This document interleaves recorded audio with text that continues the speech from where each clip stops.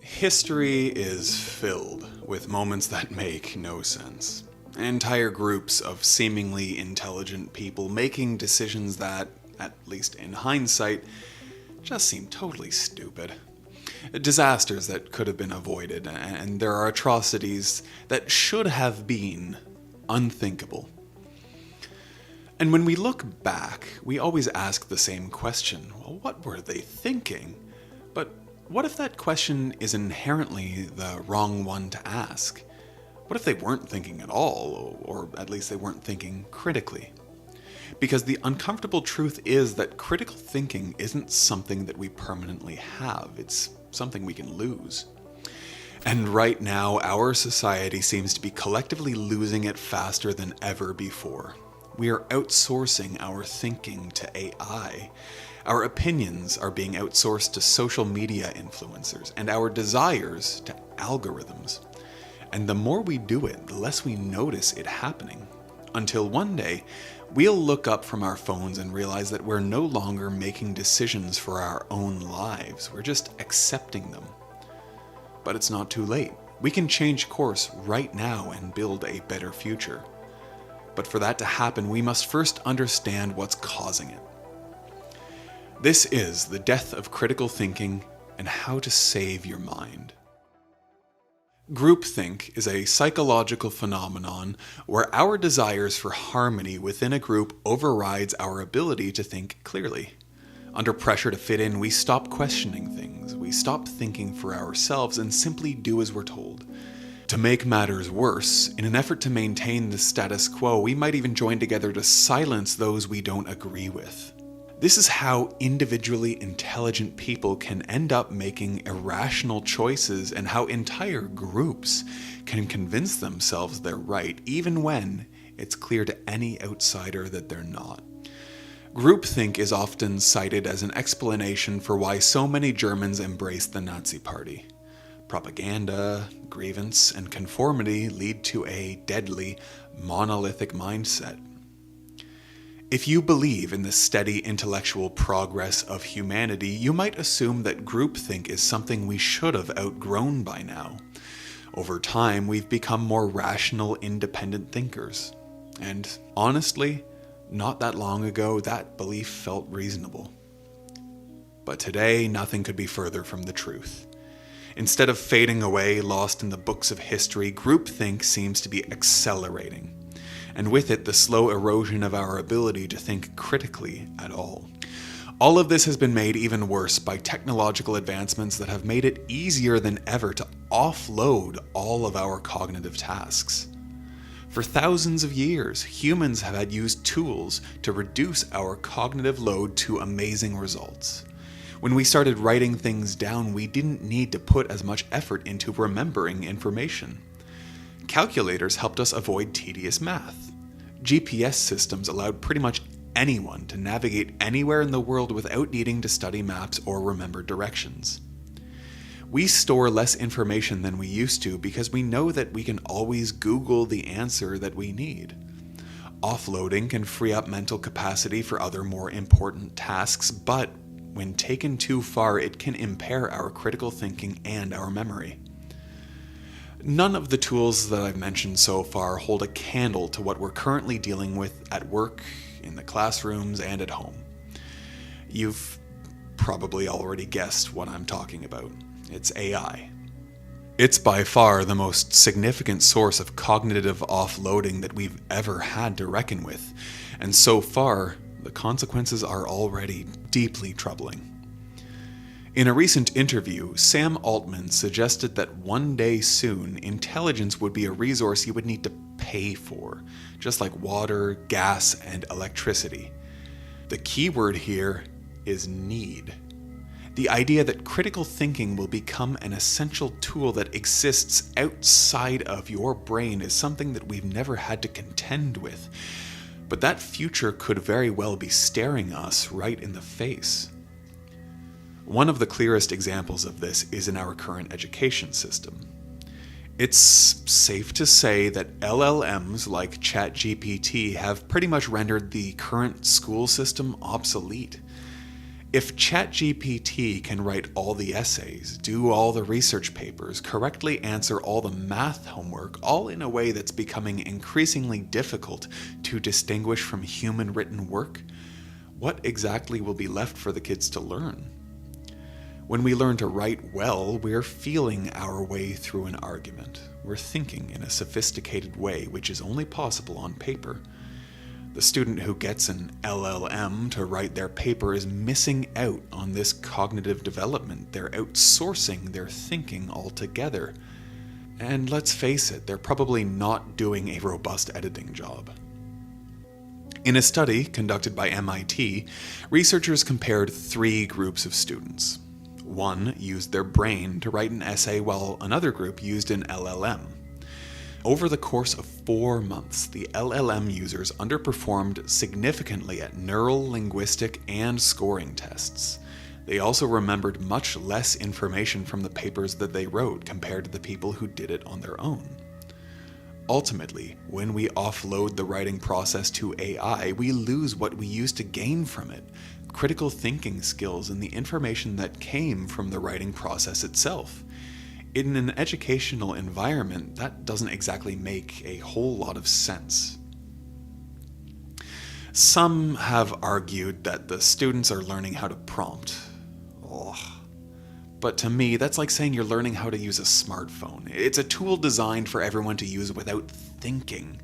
Let's not act like you need a degree to get ChatGPT to do whatever you want it to, please. The amount of thinking you have to do when writing your prompts is limited, and theoretically should be reduced over time by the advancement of AI. The challenges in prompting that supposedly have to be overcome will likely be eased or eliminated in a future update. These students will eventually take this absence of critical thinking into the workplace.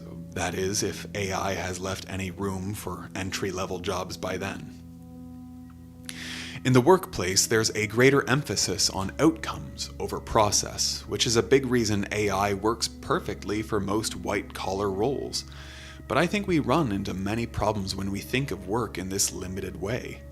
Just as the student doesn't absorb the information from their essays, neither do workers intake the work they put into an AI to do for them. Now, you might be asking, why is that a problem? It effectively makes one useless at communicating their work to others. If what they produce requires explanation, well, that is a problem. That same worker also has a worse understanding of the industry that they work in. They won't internalize the needs of their clients, sending emails written by AI. The less you engage with your work, the less it becomes a part of you. Now, this all assumes that work is good to begin with, which brings us to an unfortunate new trend plaguing employees everywhere: work slop. If you work in an office, you may have already experienced this. A coworker gives you something to review. Let's say it's a public-facing email. You start reading it and the writing is pretty good. But slowly you start to get a strange feeling. So the individual sentences make sense, but the whole thing put together feels strange, like something is missing. The writing feels absent-mindedly put together. It's as if you weren't receiving human communication, just something imitating it. So you wonder if you're the problem. Maybe stress is lowering your ability to comprehend it. So you go to the writer to ask some questions about it, but they're unable to answer. Eventually, they finally admit that they used AI to write it. They're oddly not even ashamed of that fact. You then have to rewrite the email almost completely, wasting hours that you didn't plan to spend doing this. This is a typical work slop scenario. What should strike you right away is the lack of critical thinking on display. Workers across the country are assuming it's okay to trust an LLM to do their work and not even bothering reviewing it afterwards. Editing the AI output requires a lot of time, even more than simply writing it yourself in some cases. Therefore, the editing process quickly gets cut if workers are looking to save time or if there's pressure for time. And this behavior is reinforced by upper management, who typically love AI and want their employees to use it so they can justify cutting human labor or possibly increasing productivity overall. You may be wondering how so many people in higher positions can lower their standards for acceptable work. Quality work has historically been a virtue in the workplace, especially when it's for the public. Well, that brings us back to groupthink. The working world has almost universally embraced AI regardless of its perceived shortcomings. Countless companies are pivoting to AI. Even Allbirds Shoes, that was almost bankrupt, is apparently now an AI company, and their stock shot up 600% simply because they changed their name to Bird AI or something stupid like that. They have no product, no service, nothing of value, they just changed their name. Your superiors will expect you to find ways to make your work more efficient with AI even if there is no obvious way or you have already demonstrated that it's not helpful. To say anything negative about AI in the workplace is a big faux pas, or at least it's a sensitive subject when you have to tiptoe around it. Otherwise, you may be categorized by your peers as a Luddite who's holding the company back. The eyes of your peers will all turn white as they stare at you in unison and, okay, you get it. But the reality is, you will likely face consequences for demonstrating critical thinking about AI. The pressures of groupthink push for conformity on the issue. That's why even when people bring up criticisms, they usually couch it by opening with, "Look, I'm not against AI, but..." And that's even in light of strong evidence that AI isn't really providing much value. Another report from MIT suggests that 95% of organizations are not finding any measurable return on their investments in AI. Meanwhile, companies like Amazon are laying people off under the assumption that AI will improve productivity. Its employees, however, aren't finding good results with the new tools. Many suggest it's actually adding to their workload when they have to clean up code slop, for example. Then there's the fact that workers feel like they're training AI to replace them, which is obviously hugely demoralizing. The whole AI project just seems short-sighted at every turn. If the tools improve and are legitimately able to replace enormous amounts of workers, then who will companies try to sell to? What impact would that have on the overall economy? If we have mass unemployment without some form of universal basic income, what kind of world will that be? And as less and less of work is actually being done by humans, why would a business need anyone? Why would we then need specific businesses? Would it not eventually whittle down to one master AI? Is that the ultimate goal? Just the end of monopoly with your weird uncle finally having enough and flipping the table over? There's a lot of existential questions AI raises that the thought leaders in the space only really give a passing thought to. And when they do consider them, it's possible they're just trying to excite investors by flouting the enormous potential AI has, even if that potential is, in fact, horrifying. In a few different ways, I think we've been perfectly conditioned for this moment. AI wasn't our first mass foray into groupthink in recent history. We've all been undergoing a large social experiment for well over a decade now.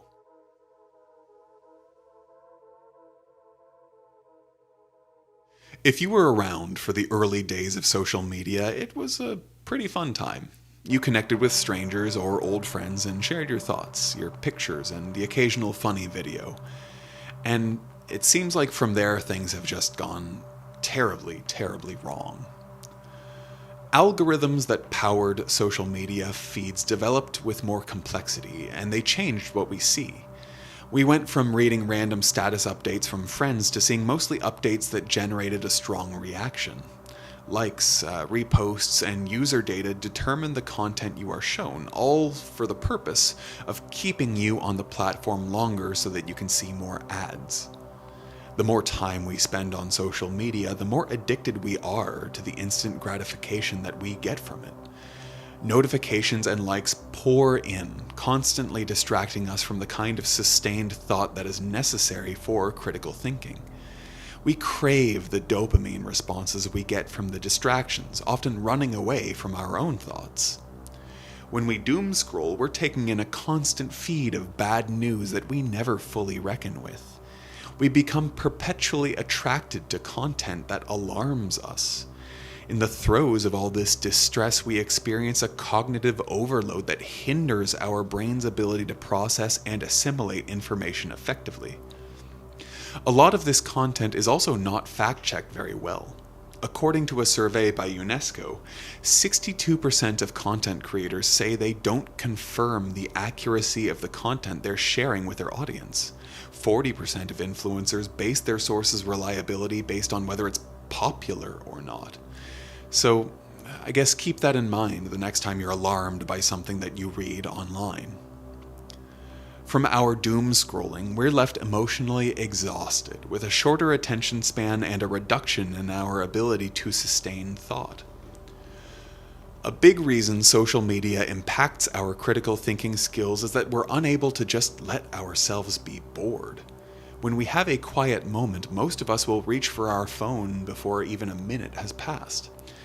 Social media is having a direct impact on your cognitive abilities, but it's also introducing a unique form of groupthink that has shaped the world significantly in the past 15 years. When algorithms try to tailor content to our pre-existing beliefs, they create echo chambers. We are fed content that reinforces our biases, usually because we're interacting with similar content. Our beliefs become more entrenched because we keep seeing more and more similar content to reinforce that bias. The algorithms are playing off of our confirmation bias, which is our inclination to prefer information that confirms our existing beliefs. This effectively makes us less open-minded and less capable of exploring our intellectual curiosity. We oversimplify events to fit the bias and actively try to exclude opinions that exist outside of that. Society has, by and large, become more polarized as a result. Factions have formed, creating what is commonly referred to as the culture war. Each side attacks the other online, but also finds reinforcement for their opinions from others in their own group. They share memes that mock their cultural adversary, often tailoring their content to please their group first and foremost. These echo chambers don't just stay online, however. They make their way into the real world. Politicians use culture war talking points in their campaign promises, leading to bizarre policies that do little to help people but a lot to excite some potential voters. There's also the fear of punishment that leads to heightened groupthink among social media users. If you belong to one side of the culture war, there's a lot of pressure to keep all of your opinions in line with the consensus of the group. You risk being shamed or, in worst case scenarios, getting cancelled if you dare to have a different opinion. And of course, I'm not talking about opinions on matters like human rights or the safety of civilians. Those are always going to be, or always should be, non-negotiable. Running alongside this ideological culture war is another trend that is undermining our critical thinking in a unique way. Therapy speak. If you exist online, then you definitely know someone who frequently uses terms like narcissist, gaslighting, toxic, and trauma. This is all therapy speak. Terms like that were originally supposed to be used by professionals in a proper healthcare setting, and now they've proliferated social media and have had their meanings watered down for mass consumption. They're used by just about everyone to diagnose the people in their lives, and typically in an unflattering way. In other words, the language of therapy has been weaponized against other people.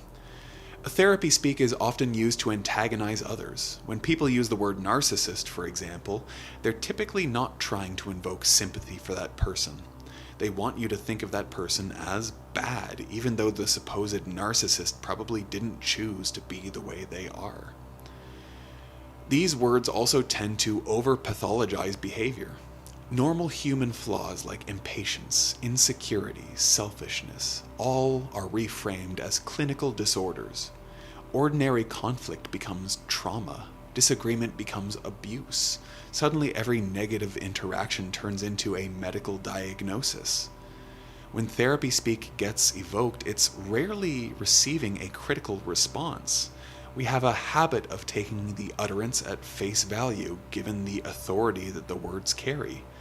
Complaints about someone's behavior are given a scientific label, and then we accept these labels as true. We forego critical thinking in the presence of language with epistemic authority. This is a common component of groupthink. In the presence of authority, we are more likely to suppress critical opinions. So we have several ways in which our ability to think critically is under attack, and they are all working in concert. Our social media feeds are filled with mindless AI slop. We're also getting AI to write our posts for us, especially on LinkedIn. Our posts are also stuffed with therapy speak, which is often used to disparage someone in a very public way. For the critical thinkers out there, this all starts to feel like we're living inside of a hive mind, always on the lookout for transgressors who won't toe the party line, always targeting the enemy of their belief system. The recent TV series from Vince Gilligan, Pluribus, captures this feeling very well. In the show, almost the entire human population has become unified as a hive mind, while several humans remain individuated. The main character, Carol, is one of those individuals.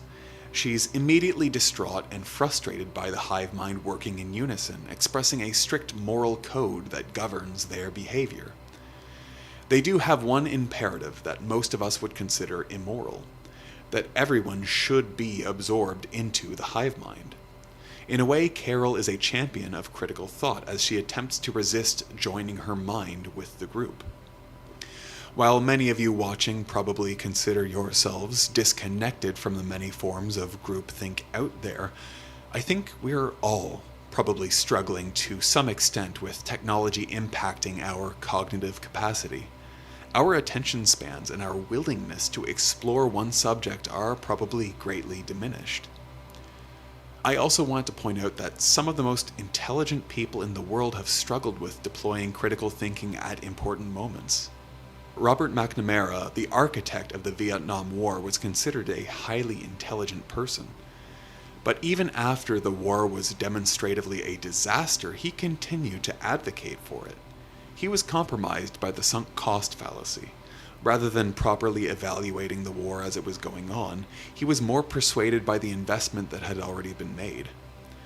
So, how can we restore our critical thinking abilities and free ourselves from groupthink? Let's start the restoration by understanding what critical thinking is to begin with.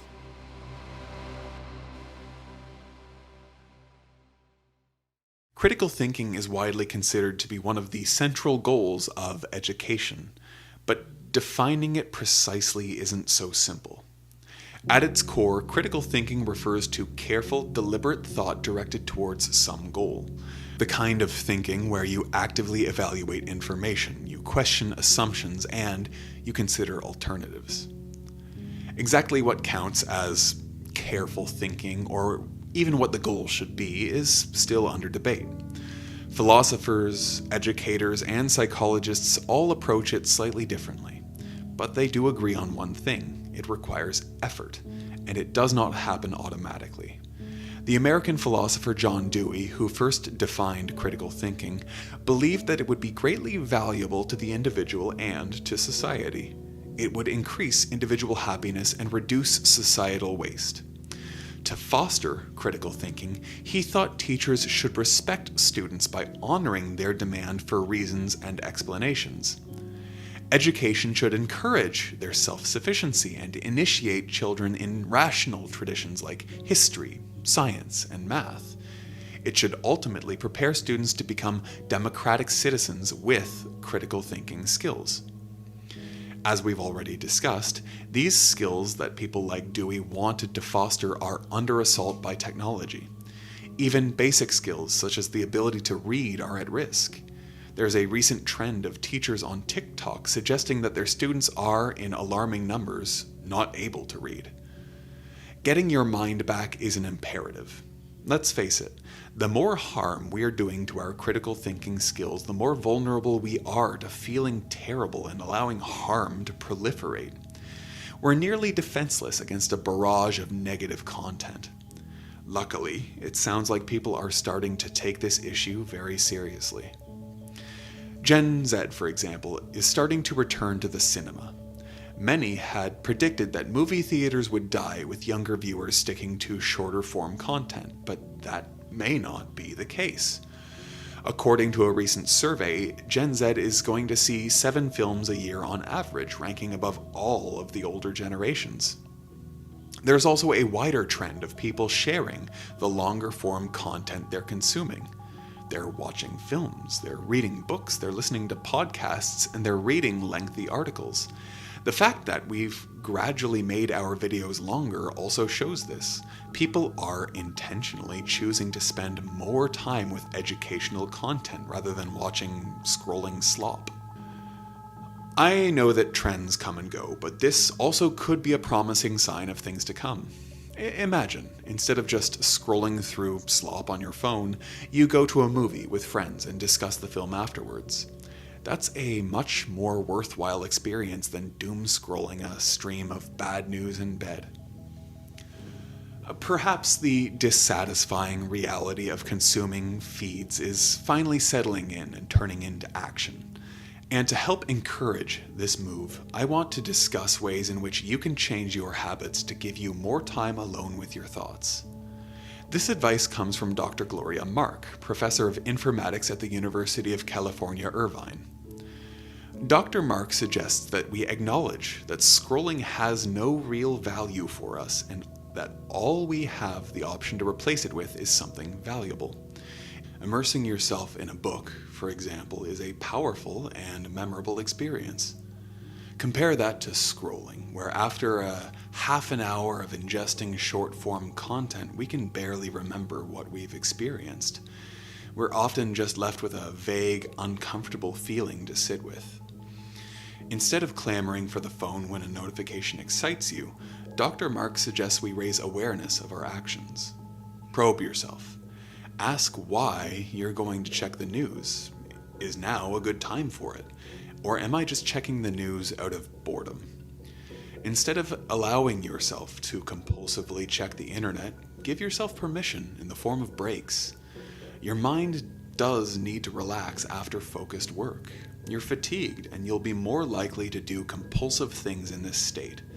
Taking a break is not a bad thing. We all have peaks and valleys of when our focus is strongest. Track these moments and prioritize your work in the times of day when you are at your peak.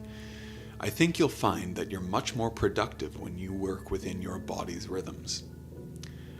The last thing I want to say on the subject is that you need to take action. There's a great parable in the Buddhist text, the Sutta Pitaka, that works nicely here. A monk questions the Buddha about metaphysical matters such as what happens after you die. In response, the Buddha suggests thinking of the immediate problem here and now, that of suffering. You have a poison-tipped arrow inside of you, and you should be focused on getting that out first. Treat your disastrous screen use like a poison-tipped arrow inside of you. You need to focus on getting it out rather than expecting happiness from all the toxins. By taking this discipline seriously, you will not only improve your cognitive capacity, but you will also help with that pesky groupthink problem that I described earlier. So much of our creepy hive mind behavior comes from the algorithms that fill our feeds.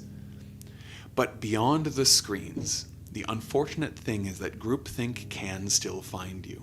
It is lurking around every corner, asking for obedience to a belief system, whether it's coming from others or from within your own biases. And you know what? In some ways, groupthink is not always a bad thing. It may inspire you to drop the phone and go read along with all of your cohorts. And we're more often than not better off believing in authorities on a subject matter than doing research without standards of research. But we do want our critical thinking to be accessible, at the ready.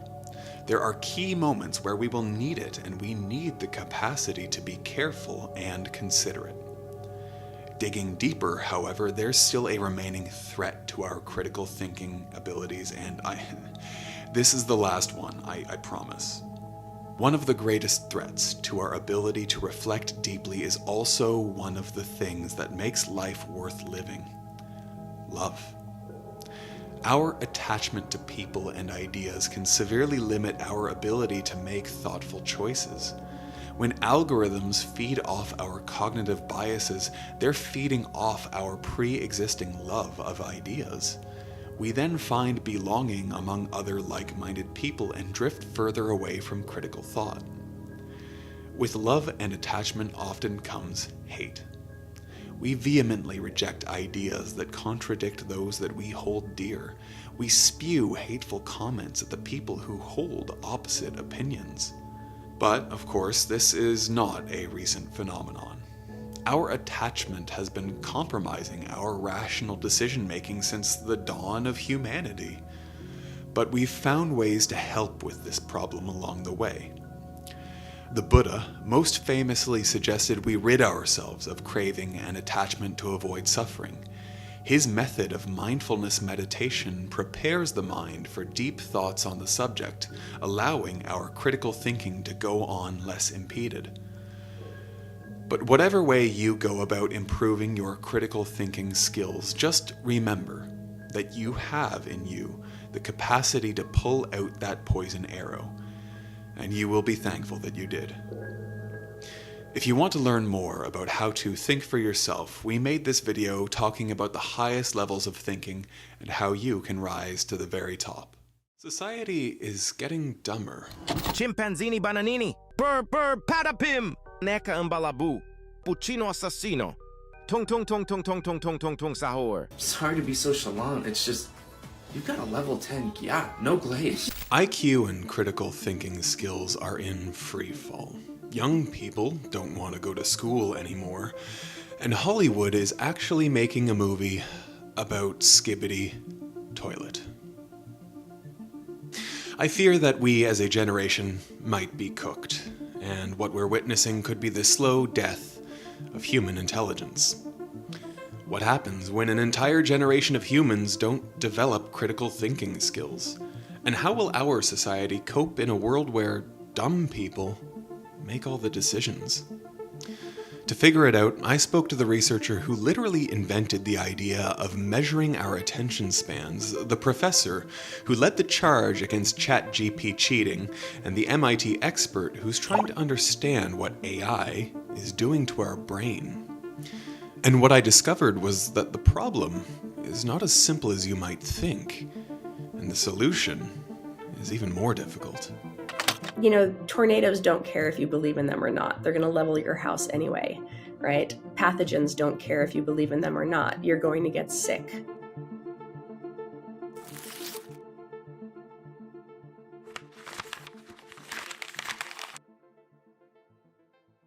So, first things first, are we really getting stupider?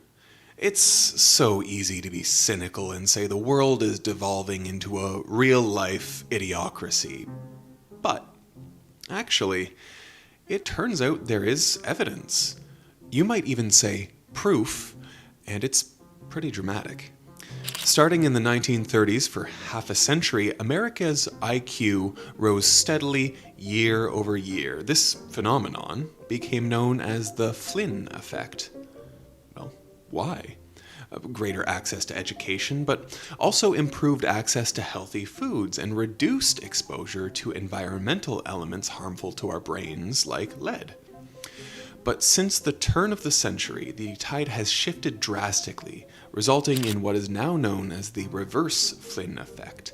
IQ is in free fall not only in the US but across Europe as well. US high school math and reading skills have plummeted to all-time lows, and college students have been found to be less verbally skilled than their peers from 50 years ago. It's not unusual for a student to have not read a book prior to coming to college. There's also plenty of cultural evidence that our intelligence is falling.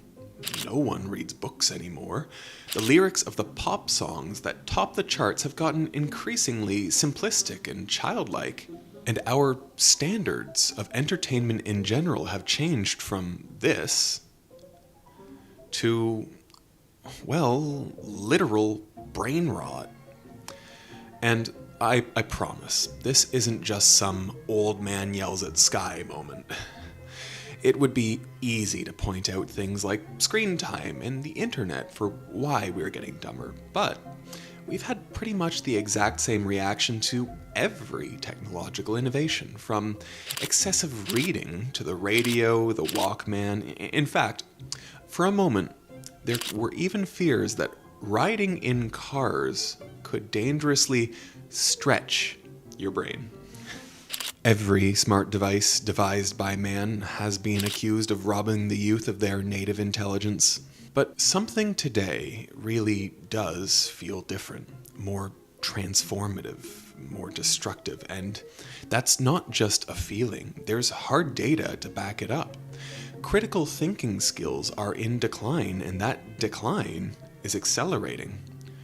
All of this, in spite of the fact that people worldwide are far more educated than their grandparents and great-grandparents were. In 1900, the global literacy rate was barely above 20%. Today, nearly 9 out of 10 people worldwide can read and write. The average number of years a human being spends in school has ballooned over the last century. The world is indisputably more knowledgeable than it used to be. So, shouldn't there be some relationship between the amount of knowledge we possess and the amount of importance that we attach to said knowledge? Because, sadly, it seems to be the opposite. The value of education is falling drastically among young people. In fact, in just 6 short years, from 2018 to 2024, the percentage of American teens who considered going to college a priority dropped by almost 40%. And it's not hard to see why. When you look at previous generations saddled with student loans and unable to find jobs even with their degrees, while at the same time an endless array of seemingly self-made online entrepreneurs flaunt lifestyles and wealth beyond the wildest dreams of the average college grad, well, you can see why education starts to look like the worst bet. But even if traditional education has lost its allure, it doesn't explain why simple intellectual curiosity seems to have gone out the door as well. Well, now you are actually going to have to listen to my old man yells at sky rant. Because truly, your mum was right. It's that damn phone. Well, part of it.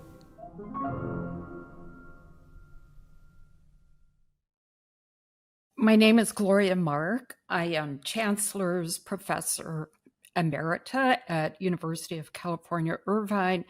I am the author of the book called Attention Span, and I write a Substack on the same topic called The Future of Attention. Dr. Mark's interest in this subject originated from her personal experience back in the early 2000s. I was trained as a psychologist, so I had this very deep interest in how the mind works. And I became especially interested in it from my own experience, noticing how my own attention started to be diminishing when I was using tech, how I was multitasking. And I asked colleagues, is it just me? Does anyone else have this experience? And others said yes, they've noticed the same thing. So I figured I have the tools to be able to study this empirically, right, as a scientist. And so that's how I began to study it. What's crazy to realize nowadays is that at the time, this was pioneering work. Yeah, so unfortunately, no one had ever studied attention spans before 2004. And so we really had nothing to compare it against. And the initial results were shocking. So what we found at the time was that people switched any activity on average every 3 minutes. But if we just looked at their attention on screens, they switched on average every 2.5 minutes. Now, at the time, this astonished me because I didn't expect, and I thought, well, maybe people might spend 15 minutes, maybe at worst 7-8 minutes, but I really didn't expect to see this kind of switching of attention on screens every 2.5 minutes on average. And it's only gotten worse. So in 2012, the average attention span was 75 seconds on screens. And then starting from around 2016 through 2020, right before the pandemic, the average comes to 47 seconds, average on a screen before switching. This has been replicated by others as well. And this isn't just something that happens with young people like the news or your grandparents would have you believe. In our research, we have not seen a difference. I've looked at college students and people in the workplace roughly between the ages of 25 and 65. And we've looked for age differences and we've not seen them. For everyone across all ages, depending on digital products as a crutch does affect your brain physically. I'll give you one concrete example, and that's with the use of GPS. A lot of people complain that they've lost their ability to navigate because they're reliant on GPS. But studies of brain imaging show that the hippocampus size has actually shrunk for people who are heavy GPS users. There's more than one study that shows this. There's actually a very interesting study that shows the converse. It shows that London taxi drivers who have to memorize a map of the convoluted streets of London in their mind, they have very large hippocampus sizes, larger than people who don't have to do it. So we are seeing an effect of this in terms of hippocampus size. Okay then, but how do these changes affect our lives? It certainly is affecting us. Certainly we're seeing a correlation of stress with shorter attention spans. And in fact, the World Health Organization had designated stress to be an epidemic of the 21st century. Because when you're switching your attention so rapidly, you're not thinking deeply. You're not reflecting. You're not deliberating over the material. There's a psychological concept called depth of processing, which means that the more people are actively engaged with information, the better they are able to comprehend it and to retain it. That doesn't happen when we're, looking at short snippets of content from educators in K through 12 who I've been speaking with. They tell me that students are having a much harder time paying attention than earlier years. And so what they're doing is they're adjusting content to match shorter attention spans. I worry about a gradual shift in society to not only reinforce our short attention spans, but to accept them. That we're reaching a new level of normal where it's fine to have short attention spans. It's fine to not do the cognitive work to be able to learn something. And I really worry about the effects that this is going to have. No rational adult believes TikTok-style content is an acceptable substitute for real learning. But when generations of kids raised on YouTube Shorts make it to the classroom, what if that's the only thing their brains are capable of digesting? Is this the future of history class or biology 101? Smartphones and social media have been consciously engineered to demand our ongoing attention, not for long sustained periods of time, but in endless small bites. Endless scroll layouts create feeds that are easy to start but never actually end. Multiple apps, tabs, and devices encourage stop-start piecemeal multitasking. These constant external and internal reminders create a world in which sustained focus and sustained thought becomes increasingly challenged. So much so that simply being in the same room as your phone has been demonstrated to lower mental aptitude. How far has our collective brain power devolved?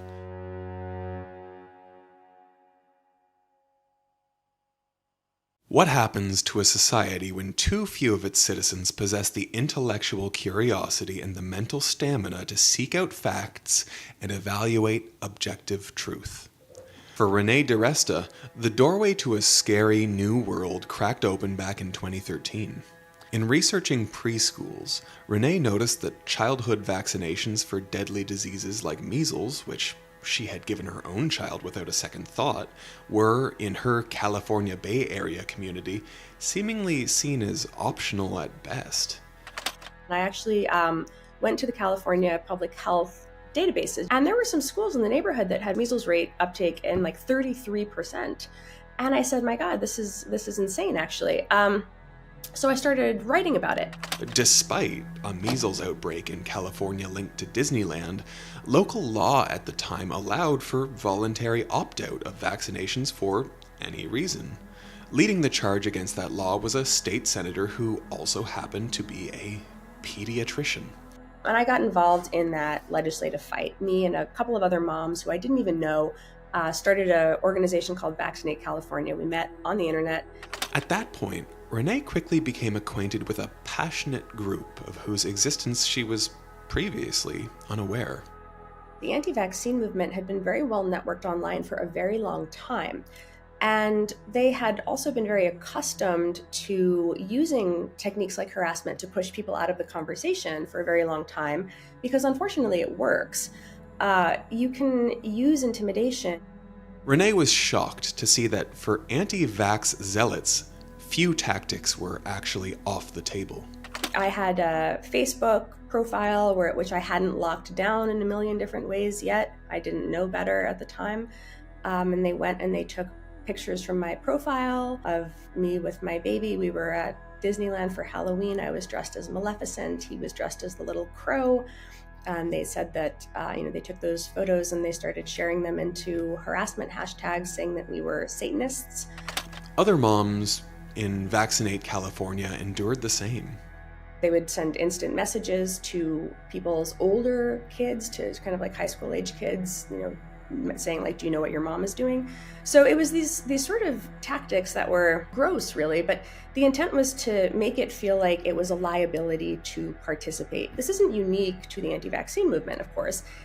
These and other eye-opening experiences led Dr. DiResta, now a research professor at Georgetown, to write a book called Invisible Rulers, The People Who Turn Lies into Reality. We reached out to Renee to help us first understand why junk science and other mistruths wield so much power in online dialogue, increasingly nowadays spilling over into the real world. Notice the use of the word lies in her book's title. A term we would commonly apply to anti-vax content is misinformation, but Renee finds that label misleading. Misinformation implies that there is a fact that is wrong, and that if you just correct the fact, people are going to say, whoops, I got it wrong, and they're going to maybe change their mind. And so it's not necessarily misinformation where the problem is the fact, where you can say, no, here are 10 studies that show that this is safe. Here are 10 studies that show that this doesn't cause that. Here are 10 studies. Because the fact, that is not the point. The point is the fear. She therefore lays the blame not with the army of angry online commentators and trolls, but with the malicious few who have carefully cultivated their warped views. I had my first baby in 2013. I have 3 kids. But when I had my first, my Facebook feed fundamentally changed. All of a sudden, I started getting recommended mom content. And a lot of the mom content that I got recommended was anti-vaccine content. And it's because that's where a lot of the high engagement stuff was. And oftentimes, if you would click through and go to their websites, they would be very, very heavily monetized. Because what they would want to do is they would want to sell you alternative products. So get my oils, get my supplements, get my books, get my kits, get my 10-part web series, right? So I have a great deal of empathy for the people who are fearful, who are uncertain, who are hesitant, who don't know who to trust, who don't know what messages to believe. And I think that is very distinctly different from the profiteering grifters who do what I just described. Like queen bees, thought leaders in community like these, driven by attention and profit, enjoy the outreach and intimidation efforts of their many volunteer worker drones. What drives that passion and that fear? In the case of the anti-vax crowd, why are so many so willing to disregard the advice of the medical establishment and trusted family doctors in favor of online charlatans that they've never even met? It's easy to just point and laugh, but the reality is much more nuanced. Overall faith in traditional institutions is failing fast. Government, church, media, our collective belief that these one-time pillars will tell us the truth and have our best interests at heart has fallen in half over the last 50 years. In the past, there were experts, and by and large, people listened to them. But then, for a wide variety of reasons, cracks in that armor began to appear. For many, experts is now synonymous with elites, and elites, of course, are the enemy. What follows from here is a kind of asymmetric online warfare. The institutions we have been taught to trust operate at a natural disadvantage. So there is still somewhere inside an expectation that this group of institutional media is going to tell you the truth, actually. That experts do, in fact, know what they're talking about, but that gotcha model drives a lot of engagement. Two things can both be true. Institutions screw up sometimes. They should be more transparent. They should reckon with things when they do. Also, at the same time, that effort to undermine them constantly is happening because of an incentive where the influencer themselves is maximizing economically and in terms of attention from undermining that institution. And the thing about a lot of social media is that it targets and elicits very basic emotional responses from us.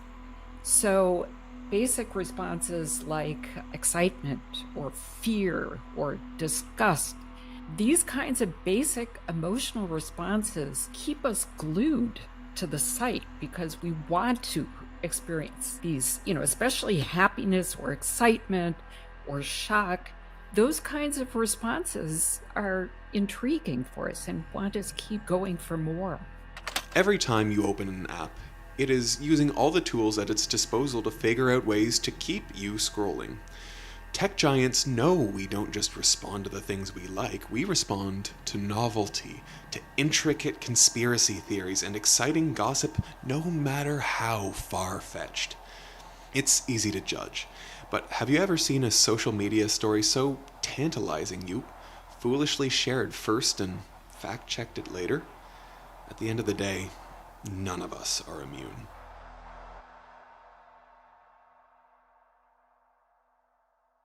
Unlike the vast majority of online content, real life is nuanced and complicated. The health of a society and a democracy depends on the voting public valuing and being able to employ logic. Logic means structured thinking. It is the very antithesis of going with your gut. The gold standard of logical and productive human thought is the Greek philosophy of epistemology. The idea is separate fact from belief. Fact is determined on the basis of establishing truth, based on credible evidence and the use of reason. In 1858, a series of famed debates between Senator Stephen Douglas and former President Abraham Lincoln involved whole towns full of ordinary citizens, many of them illiterate and uneducated, evaluating carefully constructed arguments and counter-arguments in events lasting 3 hours. Contrast the world in which Lincoln-Douglas debates were conducted with the 2024 US presidential election, the front lines of which were largely inflammatory TikToks and non-stop political memes. And that's not just politics. When all eyeballs are on short-form content, how is anyone supposed to convey more than the simplest thoughts and ideas? Scientists who hope to communicate their research and findings outside of their own specialized community have to settle for thoroughly dumbed down YouTube videos. But it's not just that we like our viral content short and sweet, it's also that comparing and contrasting competing information is mentally taxing. Many people, although they claim to be interested in the news and truth, are really just looking for something that hits them in the feels. In the online world, which increasingly seems like the only world that matters, bold and unambiguous sensationalist messaging is the ultimate recipe for reaching the widest possible audience. You'll sometimes hear it said that we live in a post-truth society.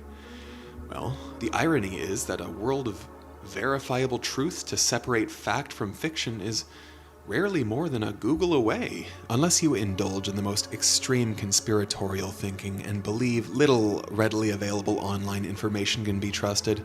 The truth is out there, and it's usually not hard to find. This, then, is the real question. Why do people who care about spicy subjects rush to flood your feed with dodgy content but are never interested in taking a quick second just to see if any of it is actually true?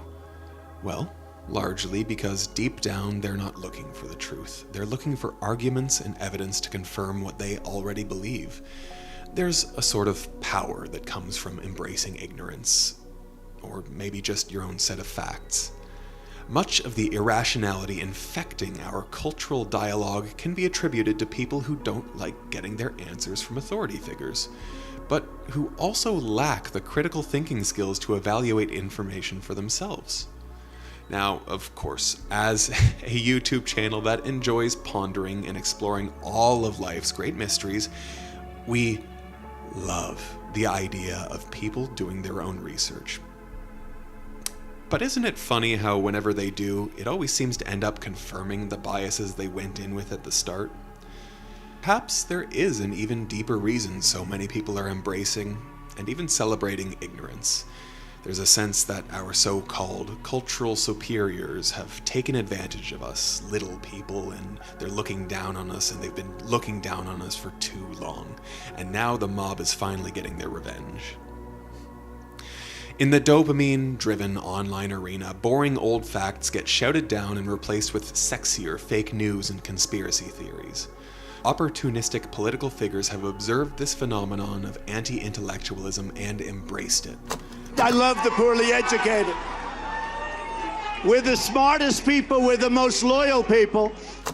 Mistrust in public institutions like the government and academia, stoked by unconventional outsider political figures, makes people even more doubtful of scientific information. And now the lunatics are running the asylum. Over the course of the last decade, René DiResta has been a first-hand witness as the anti-science movement has gone mainstream. Robert F. Kennedy Jr. showed up to California to kind of fight with the anti-vaxxers to support in defense of measles was kind of how I put it. But now he runs the CDC and Health and Human Services, right? As if we didn't already have it bad enough, in the last 2 years, that problem has gotten much, much worse.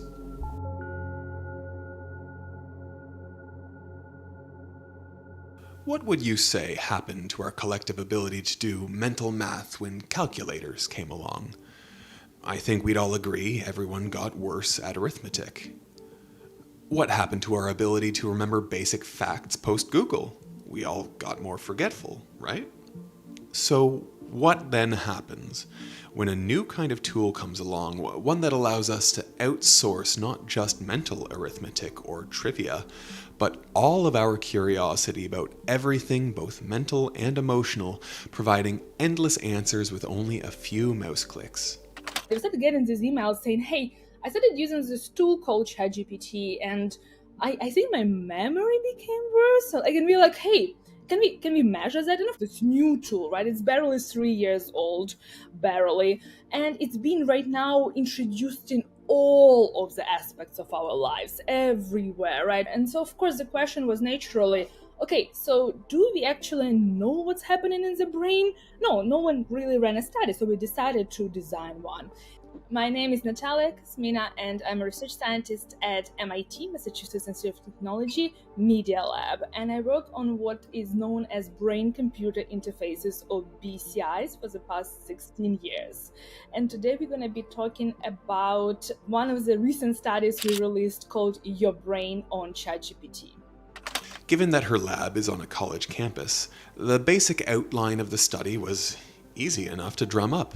Gather a bunch of students, ask them to write essays. Some can use ChatGPT, while others use search engines.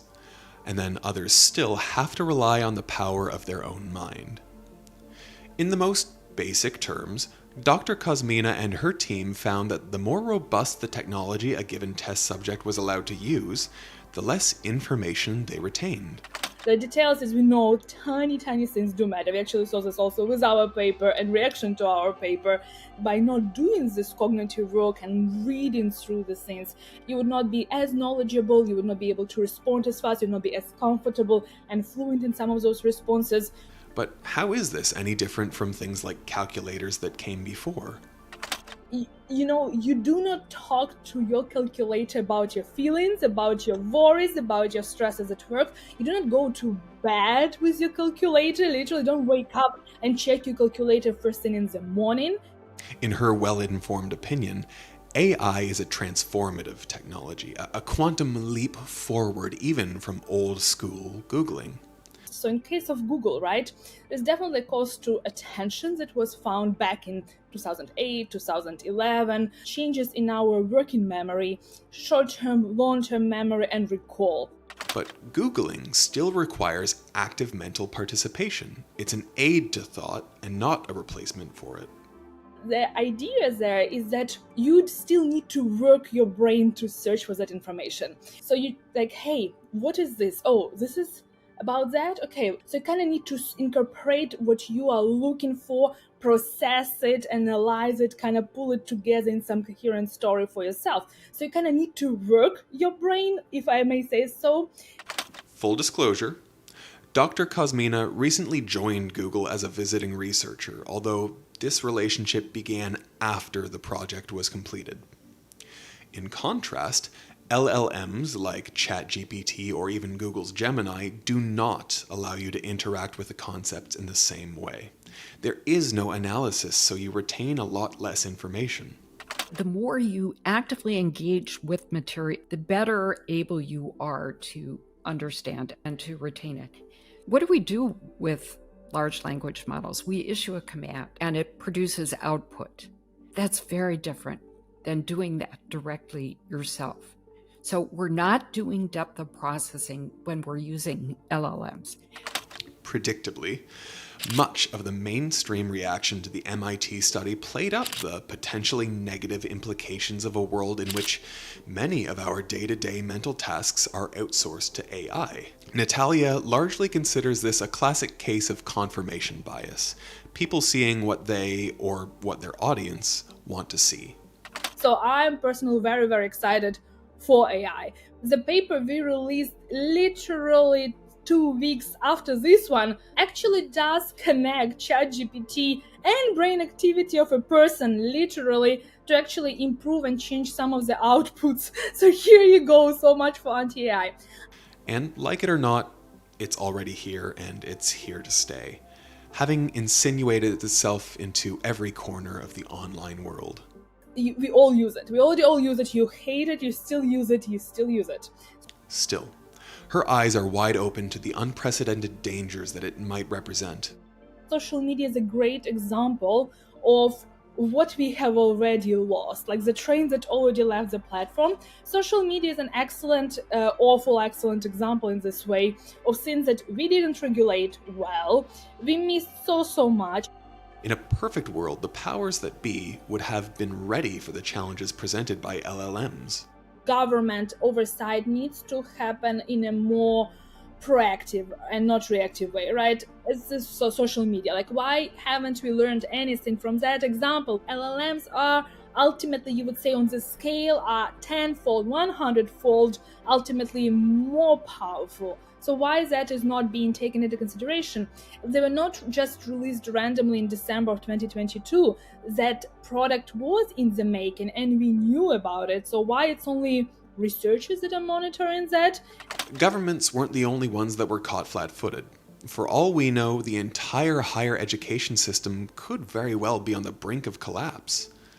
I want to say the 12th of December, 2022, and I was grading exams, and it's the end of the semester. Look, a plagiarized essay normally screams its nature, right? It's a piece of crap. It's a cobbled together document that shows they have no idea what they're supposed to be writing about. This was not that, right? This was not a piece of crap. It was well written enough. It showed an excellent understanding of something I expected them to understand, and then just absolutely got Hume wrong on something else. That's odd. That's just not a set of red flags I'd ever seen before. And I'd heard people talking about this ChatGPT thing on the internet, but I would say broadly and in general, we had no idea what it was capable of. So I turned to this AI thing. All right, what is this? And I played with it. And eventually I came out with something that was producing verbal quirks that looked very much like what this essay looked like. Dr. Hick had just encountered his first example of what we now know as ChatGPT hallucination. I'm Darren Hick. I am Associate Professor of Philosophy at Furman University. In addition to contacting his school's administrators, Darren then went online and made a post, one that would ultimately be shared 17,000 times. My first move after doing that was to then explain all this to the internet. I thought, I've got a lot of friends on Facebook right now who are also crunching their way through essays. There's a solid chance they're going to encounter this thing, which at that point was 2 weeks old. And so I thought, I'll just put this out there on the internet and, it sort of pull a Paul Revere and say the AI is coming. It was immediately obvious that academia was in for a massive challenge. So I looked at all my assignments, including the assignments I had coming up that next semester, and it was like I had specifically written these things to be answered by ChatGPT. It screamed at me and said, you are in for it. I've thought more about teaching in the last 2.5 years than I've taught about it in the last 20. Even before AI came to college campuses, many were already panicked about the contemporary state of academia. I think that our students today have had a healthy dose of skepticism drilled into them. I would say my students now are more skeptical about claims that are made to them. I don't know if they have been given the same skills for actually going and doing the research and finding out whether it was true, but I think their skepticism is a good place to start. And he believes many of them possess a genuine desire to learn. I would say they're stunted. However, I think that this is balanced out by a greatly increased curiosity and willingness to at least do a first stage of research on things that they are personally interested in without there being a project associated with that. So I think we're seeing a new set of skills that they've self-developed.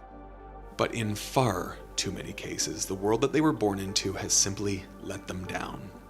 Students who were elementary school students and high school students during the pandemic, there has been a definite drop-off in their preparedness for college. We are just starting to work our way out of that thing, but there's some weird effects we're seeing. It's not unusual for a student to have not read a book prior to coming to college. It's becoming more obvious. I'll put it that way. As helpful a tool as ChatGPT is, it might be the worst thing that could happen to students.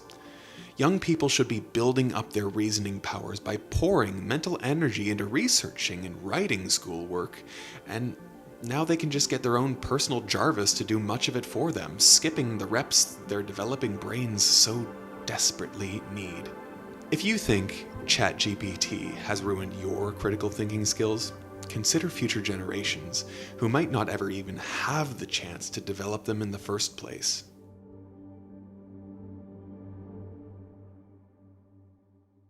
We have entered truly uncharted territory, a brave new world.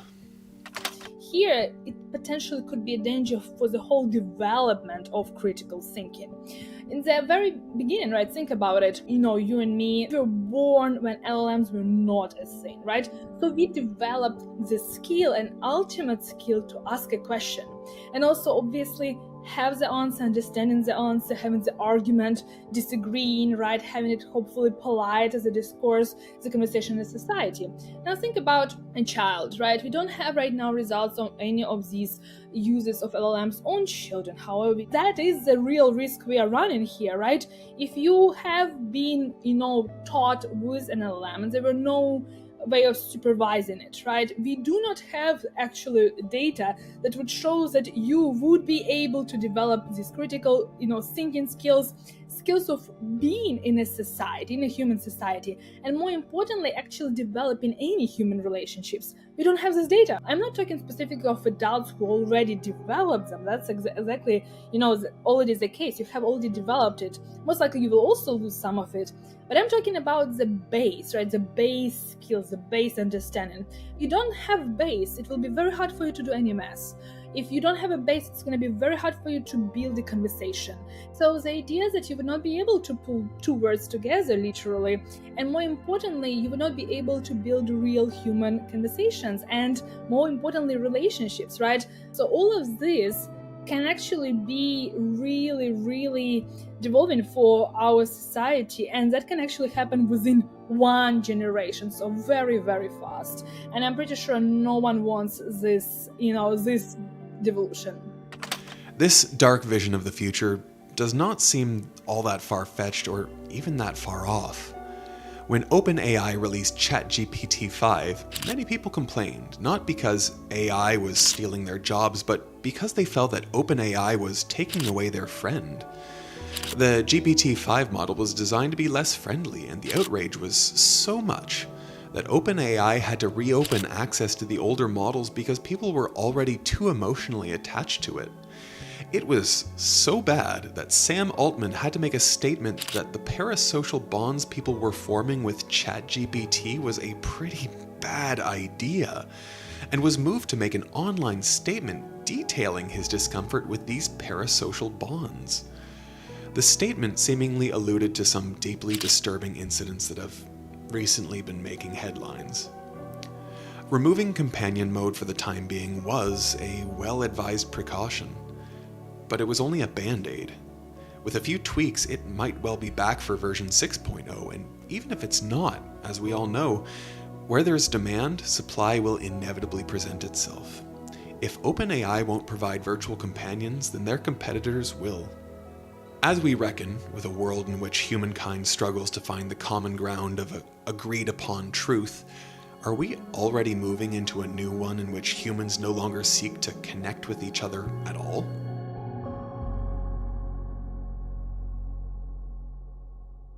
So, that's where we are.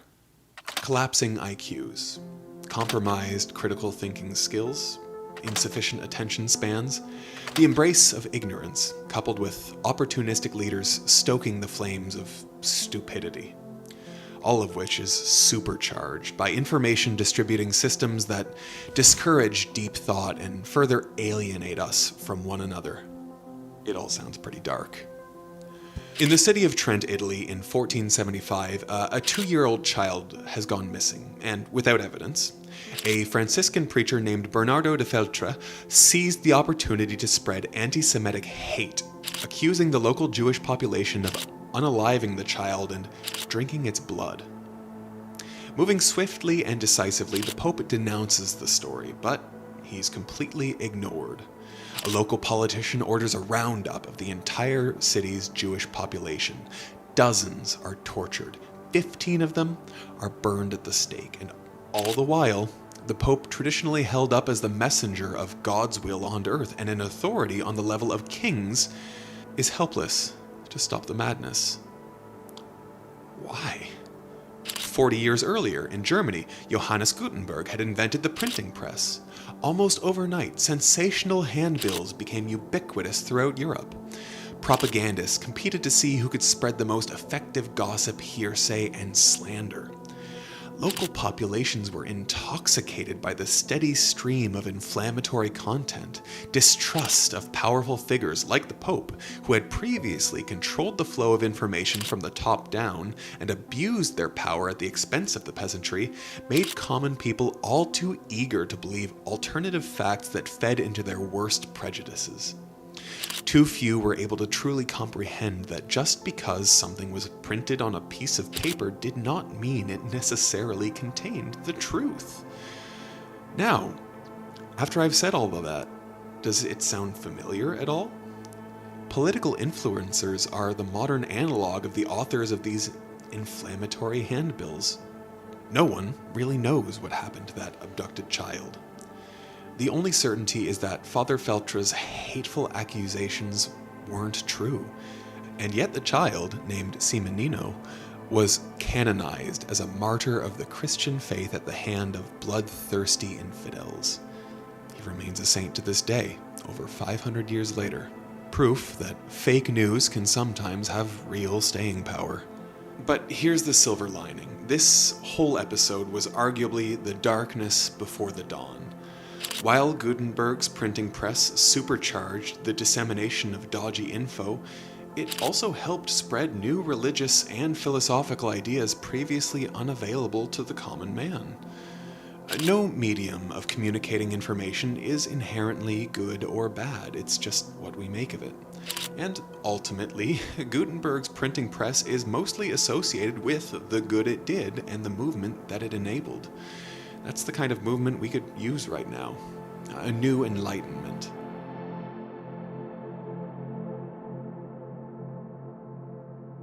Considering that this is a video about stupidity, it's pretty dumb that we've made it this far without establishing what stupidity actually is. You see, the thing with stupidity is that it's very easy to spot, but it's actually pretty hard to define.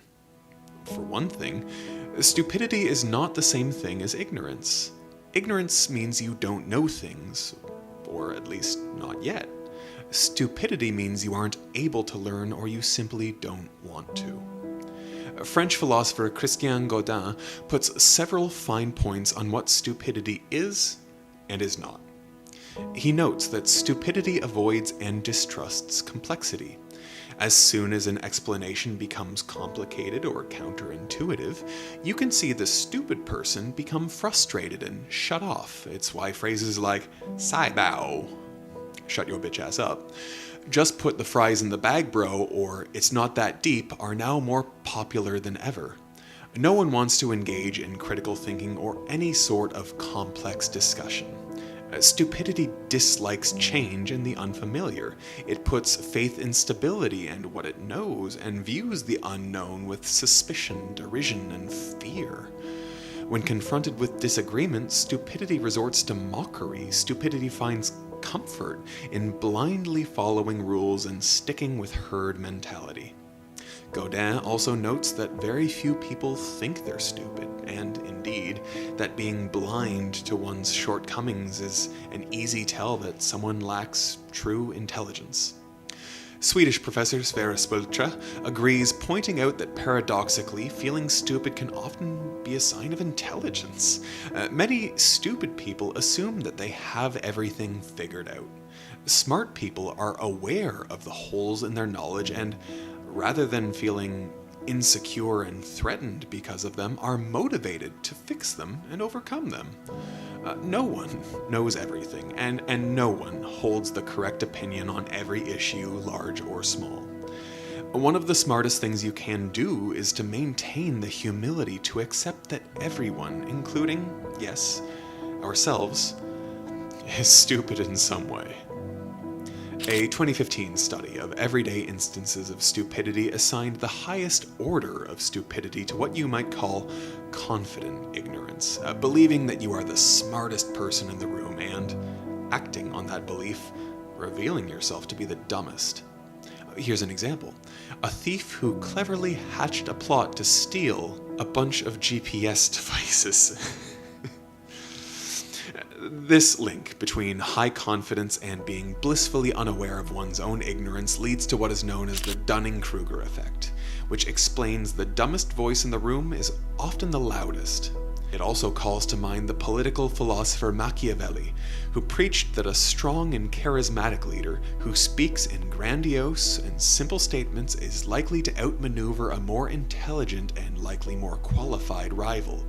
for the simple reason that intelligence often leads to caution and self-doubt, even when well-warranted, and less bold action. In looking at our current geopolitical landscape, do those words remind you of anyone?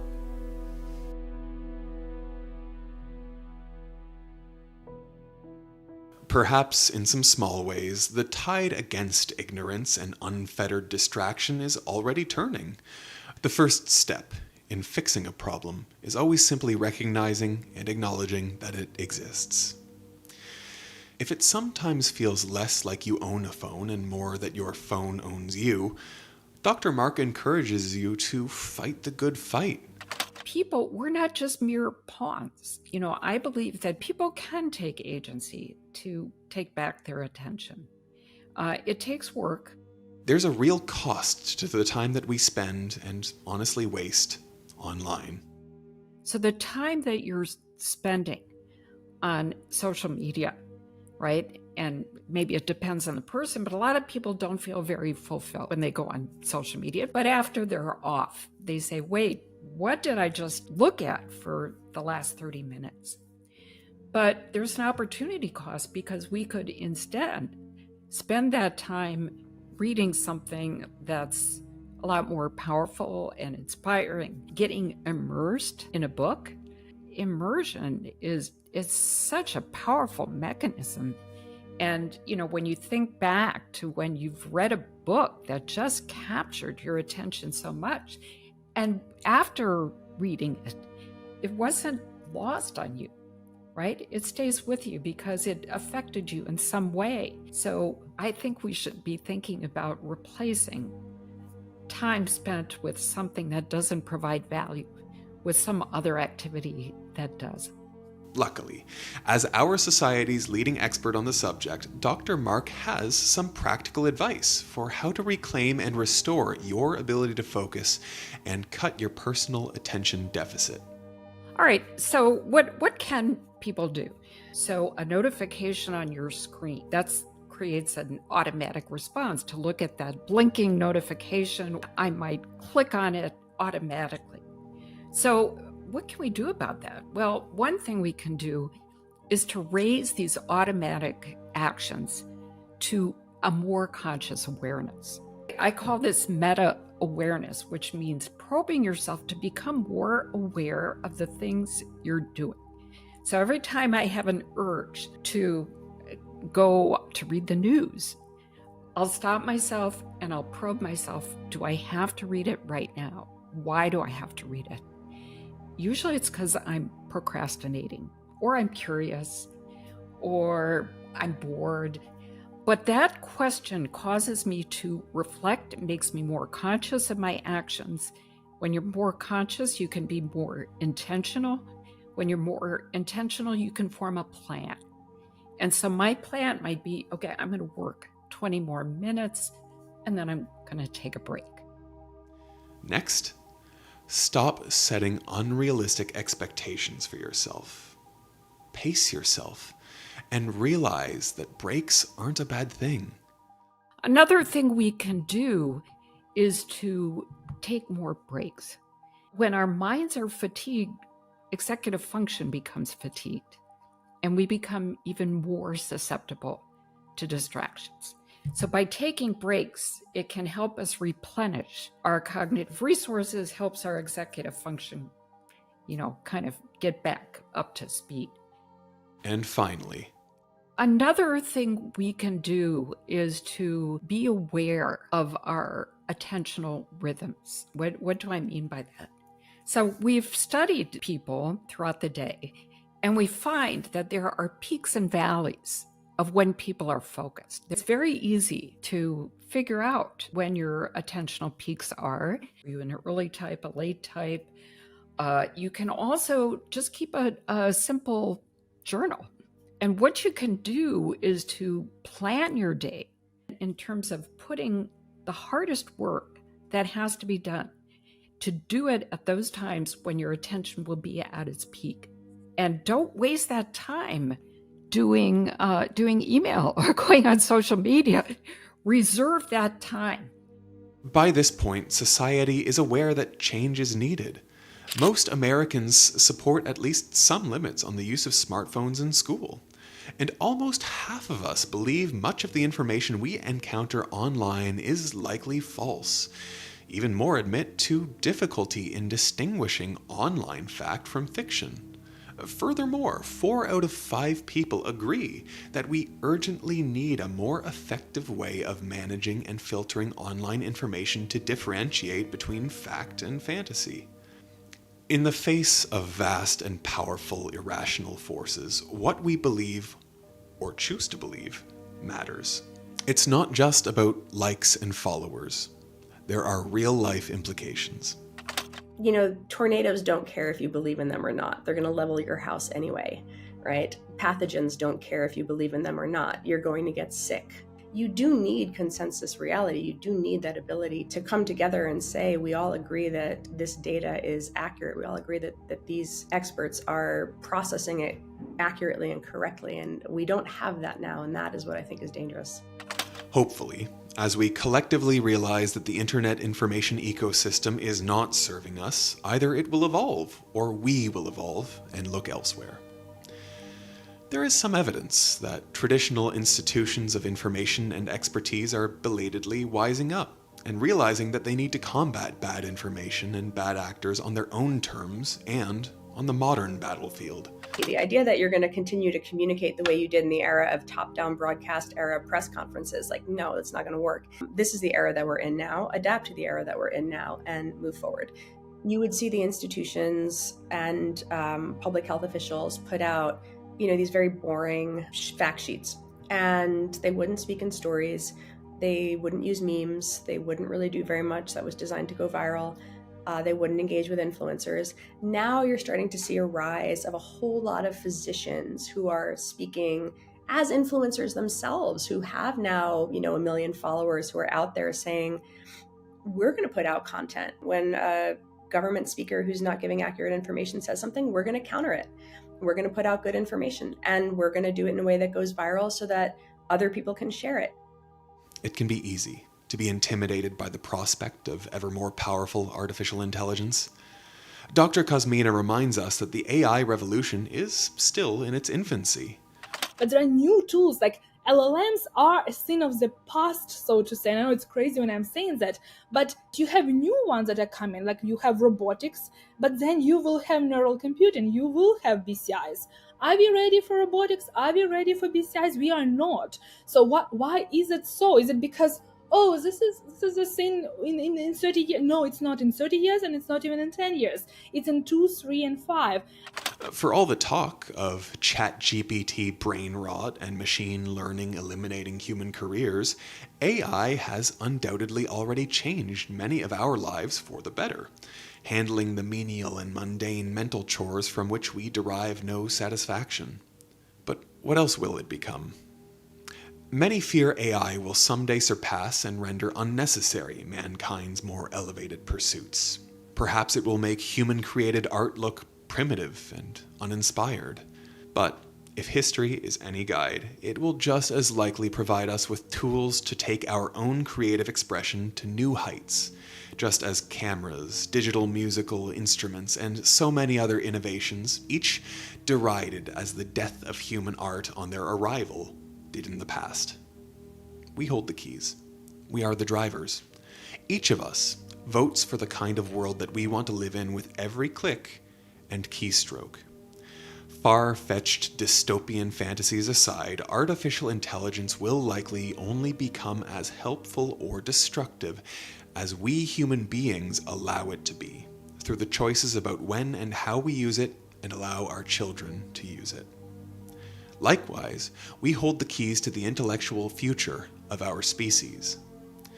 The phrase, doing your own research, has come to function as shorthand for the worldview of people who are hostile to actual facts. I think a lot of the times that phrase has come to mean, I Googled for the things that I already wanted to believe. That's where you get into trouble, right? When that turns into a reflexive, contrarian distrust for every institution out there, that's where I think you start to have some problems. But ironically, a big part of the solution to the problems that we collectively face lies in our collective willingness and ability to do our own research, only to do it the right way. And we have the tools at our disposal to help us in that pursuit that would have seemed like sci-fi futurism to our forefathers, the very same ones that so many of us fear. And I think that having that humility and saying there are people who know a lot more than me on this topic, and I can do my own research, meaning I can go and I can pull down papers. I can upload them to ChatGPT if I want to now, and I can ask it to, in thinking mode, like help process a paper. I can ask it in deep research mode for more recommendations. There's different ways that you can use certain types of tools to go deeper into research now. It's time to collectively prioritize seeking actual information over sensationalized sound bites. Rather than seeking out evidence to confirm our existing convictions, to go get out of our own bubbles, question received wisdom and groupthink, and to remain humble and brave enough that we are prepared to revise our own beliefs and opinions when confronted with compelling evidence to the contrary.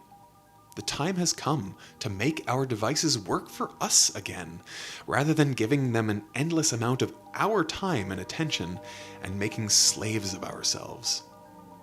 The time has come for us to pick and choose what screens are good for and when to shut them down. To do some mental heavy lifting and to earn the deep soul satisfaction that can never come from outsourcing a task to a chatbot. The time has come, now, for all of us, to get smart.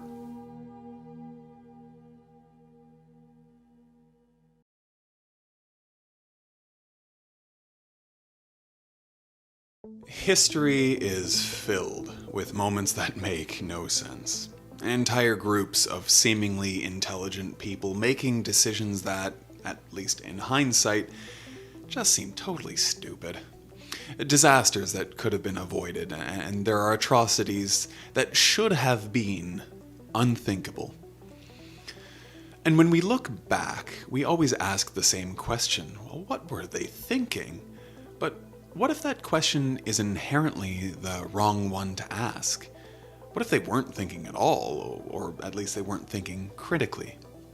Because the uncomfortable truth is that critical thinking isn't something that we permanently have. It's something we can lose. And right now, our society seems to be collectively losing it faster than ever before. We are outsourcing our thinking to AI. Our opinions are being outsourced to social media influencers, and our desires to algorithms. And the more we do it, the less we notice it happening. Until one day, we'll look up from our phones and realize that we're no longer making decisions for our own lives. We're just accepting them. But it's not too late. We can change course right now and build a better future. But for that to happen, we must first understand what's causing it. This is The Death of Critical Thinking and How to Save Your Mind. Groupthink is a psychological phenomenon where our desires for harmony within a group overrides our ability to think clearly. Under pressure to fit in, we stop questioning things, we stop thinking for ourselves and simply do as we're told. To make matters worse, in an effort to maintain the status quo, we might even join together to silence those we don't agree with. This is how individually intelligent people can end up making irrational choices, and how entire groups can convince themselves they're right, even when it's clear to any outsider that they're not.